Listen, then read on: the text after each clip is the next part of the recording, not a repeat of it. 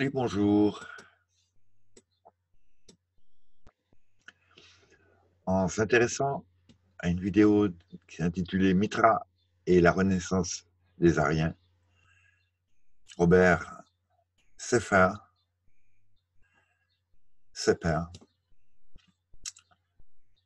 qui est un archéo-ethnologue et chercheur autonome, nous propose un extrait d'une interview éditée par New Thinking Aloud, une nouvelle pensée autorisée, quand je traduis, et qui accueillait Jeffrey Mishlove. Ah non, enfin, c'est Jeffrey Mishlove qui accueillait Jason Reza Georgiani, que nous voyons ici à gauche à l'écran, et qui va nous parler de l'histoire au travers de l'archéologie, des mythes et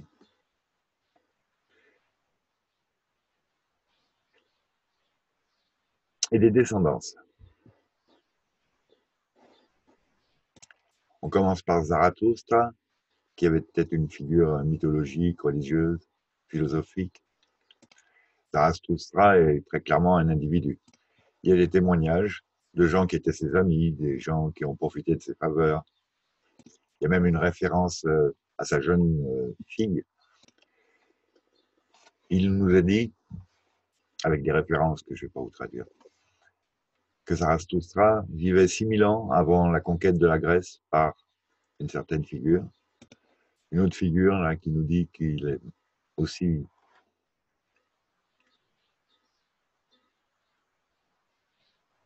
il était plutôt aussi vivant 6000 ans avant la mort de Pluton. Non, de Platon. C'est quelque chose qui a été mentionné par les mages qui assistaient à la mort de Platon. Aristote est d'accord et Plutarque nous parle aussi de 5000 ans d'intervalle entre la vie de l'un et les guerres de Troie. Troie qui a été retrouvée. Il semblerait que donc ces écrits et ces enseignements aient survécu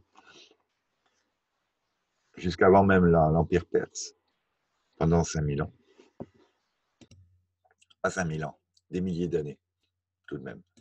Eh bien, l'histoire, c'est que si c'est le cas, Zarathustra était donc enseignant sur une population, une étendue de territoire qui ne tenait aucun compte des divisions. C'était une humanité unifiée. Elle ne s'était pas séparée en indien, grec, latin, anglais, allemand, espagnol,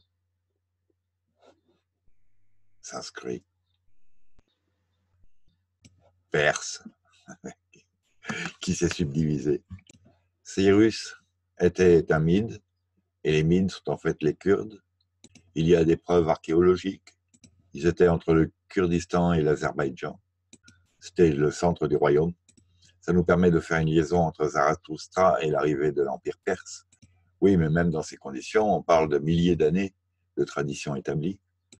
Et qui, si les dates sont correctes, on continue, et des milliers d'années après, lors de l'Empire Mide, il était aussi le fondateur de l'ordre des magiciens, ou des mages.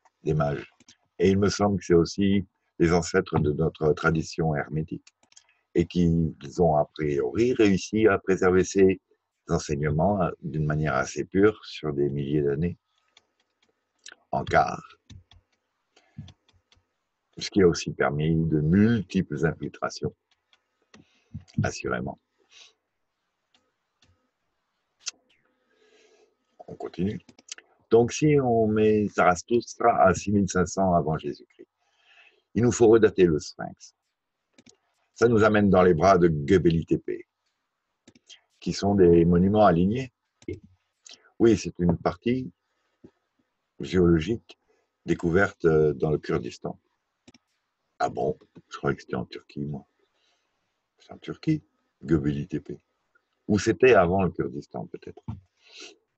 Il attribue la création de Stonehenge à des druides. Et il dit qu'il y avait un ordre de mages qui circulait en Europe, enfin qui circulait en Europe, en tout cas qui était responsable des légendes que les Égyptiens et même les Américains de l'Amérique centrale avaient. Cette histoire de gens à la peau blanche, nantis d'une barbe, qui traversent les océans, qui étaient traités de dieux et de magiciens. Ces mages qui étaient eux-mêmes astrologues aussi, oui. Et oui, on constate une obsession avec les étoiles dans tous ces monuments et une focalisation sur la course du soleil. Le soleil est déifié sous le nom de Mithra, dans les religions zoroastriennes. J'ai cru comprendre que le bouddhisme tibétain avait évolué de ces concepts et traditions. Ce sont des Iraniens, a priori, qui ont transmis les traditions bouddhiques, enfin jusqu'en Tibet, quoi. Leurs traditions jusqu'en Tibet qui sont devenues bouddhiques. Enfin, une partie qui est dans l'Afghanistan d'aujourd'hui. Padasambhava était d'une région qu'on appellerait l'Afghanistan aujourd'hui, mais il y a 200 ans, c'était encore l'Est de l'Iran. Avant lui, le Bodhidharma était dit avoir la peau pâle et les yeux, la peau hâlée et les yeux bridés. Et lui a lancé la tradition asiatique.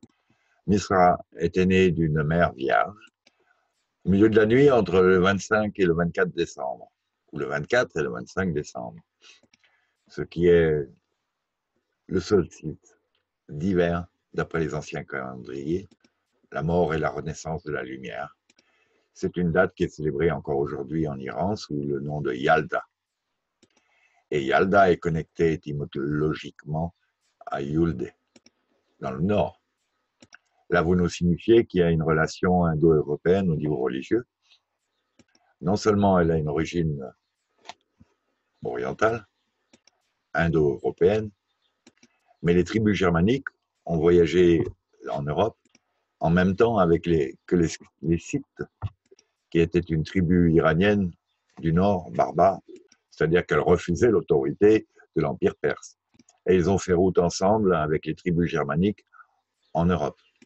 Et notamment une subdivision des Scythes, qu'on appelle les Saraméens, ont voyagé ensemble avec les Goths jusqu'en Espagne, où ils ont établi le royaume de Gafalonia, qui est devenu la Catalogne. Donc il y a beaucoup de relations entre le Nord, les traditions nordiques, et les traditions iraniennes. Je pense d'ailleurs que c'est comme ça que Mithra est venu en Europe. Mais Mithra a été à deux doigts d'être la religion d'État sous l'ère romaine. Elle était majeure parmi les légionnaires romains, et on peut imaginer à quel point Rome fut affectée. Mithra est la même figure que Zoroastre, et Mithra signifie à la fois lumière et amour. Light and love. Peut-être même love and light, comme ils disent tous là en ce moment. Ah bon, ben c'est Mithra. Il y a beaucoup de symboles du mithraïsme qui ont été adaptés dans la chrétienté. Par exemple, le chapeau phrygien, le chapeau rouge, qui est devenu la mitre des évêques. Mais pas que, hein, en encart, on va dire. Il y a d'autres significations aussi et d'autres raisons pour certains crânes allongés.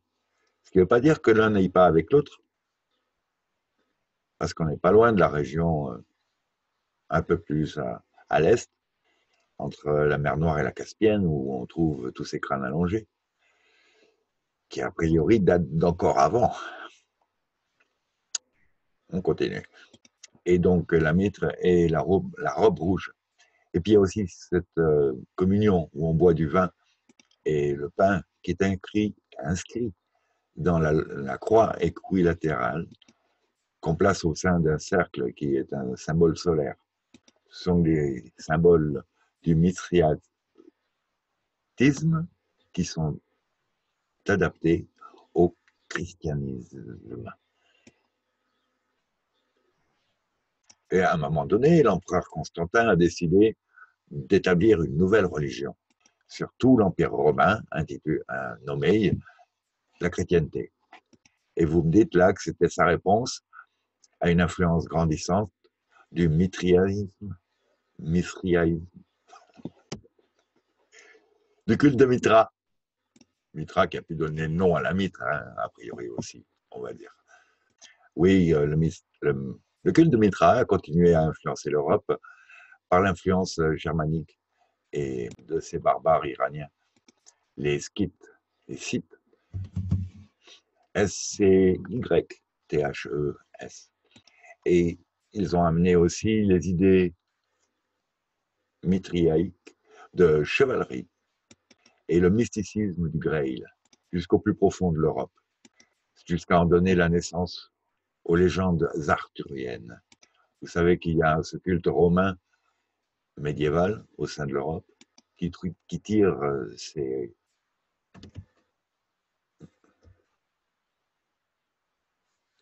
ce culte romance en Europe médiévale a ses origines dans des romances telles que Nice and Janine de l'époque parthe ou perse peut-être dans l'histoire iranienne. Et il y avait plus d'influence, de prépondérance mithraïque dans le zoroastrisme. Dans la discipline de Zoroastre, est-ce qu'on peut lier les traditions anciennes avec le paganisme? Si on associe les traditions anciennes romaines et nordiques avec les paganes, avec ce panthéon de dieux, avec cette figure guerrière, Thor, Thor, ou Zeus, Jupiter, c'est tout à fait ce que le zoroastrisme tente de réformer. Oui, il y a certaines ressemblances entre le culte de Zeus, Jupiter chez les Romains et la tradition nordique européenne de Thor, qui est plus proche du mithraïsme. Thor est une variante de Tyr, et Tyr, en perse, signifie flèche. Nous avons une figure mythologique perse qui s'appelle Arash, qui porte une flèche qu'il perd, ce qui définit le royaume des Ariens, de la partie non-arienne du monde. Arash a été transformé en Arès chez les Grecs. Donc Arash est devenu Mars pour les Romains. Et les Romains légionnaires qui avaient adopté le mithraïsme disaient que Mars était Mars. Mithra était Mars. Donc Tyr, qui est devenu Thor, est Mars ou Mithra. Donc ce domaine des Ariens dans les temps anciens s'étendait depuis la Catalogne jusqu'en Inde.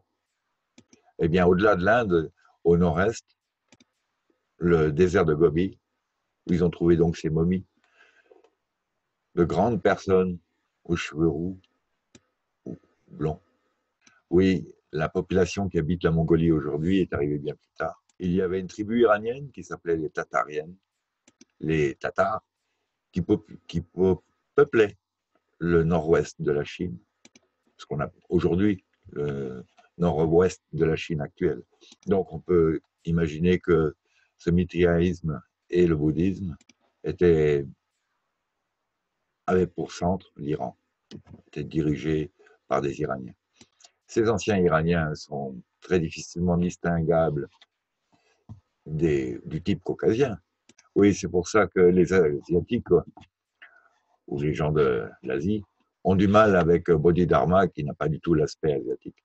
Je pense que dans le monde musulman, dans ces deux pays que sont l'Égypte et l'Iran, deux contrées qui avaient une longue histoire pré-islamique, ben, la différence entre les deux, c'est que le langage des anciens Perses a survécu.